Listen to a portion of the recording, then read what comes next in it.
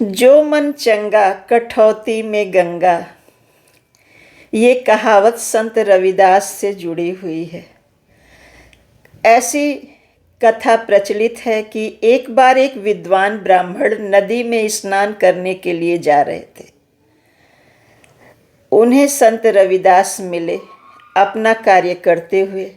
संत रविदास ने पूछा कि महात्मन आप कहाँ जा रहे हैं? उन्होंने बताया गंगा स्नान।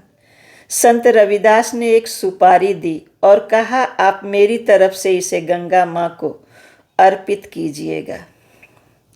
ब्राह्मण देवता ने वो सुपारी गंगा माँ को अर्पित की। गंगा माँ स्वयं प्रकट हुई और उन्होंने एक सुंदर सा सोने का कंगन देते हुए ब्राह्मण से कहा मेरी तरफ से ये संत रविदास को देना। ब्राह्मण के मन में लालच आ गया। उसने सोचा कि अगर मैं राजा को भेंट दूंगा तो राजा बहुत प्रसन्न होंगे और मुझे ढेर सारा उपहार देंगे। वो लेकर के कंगन राजा के दरबार में पहुंचा। राजा ने वो कंगन लेकर अपनी रानी को दिया। रानी ने एक हाथ में कंगन दिया। कंगन बहुत सुंदर था। रानी ने राजा से कहा अगर दूसरे हाथ में भी ऐसा ही होता तो कितना अच्छा होता।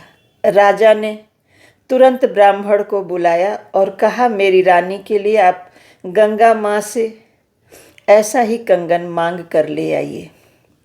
अब ब्राह्मण बेचारा मरता क्या न करता। संत रविदास के पास पहुंचा और उन्हें सारी घटना बताई और अपनी गलती की क्षमा मांगी। संत रविदास जैसा आप सभी जानते हैं चमड़े का कार्य करते थे और उन्होंने पास में रखी पानी की कठौती में हाथ डाला। गंगा माँ से प्रार्थना की मन ही मन कि वैसा ही कंगन माँ दे दीजिए और सोने का चमचमाता कंगन कठौती से बाहर आया।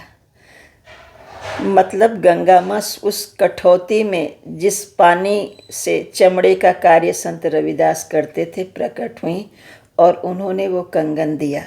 तब से ये कहावत प्रचलित है जो मन चंगा कठौती में गंगा। संत रविदास जयंती की हार्दिक शुभकामनाएं।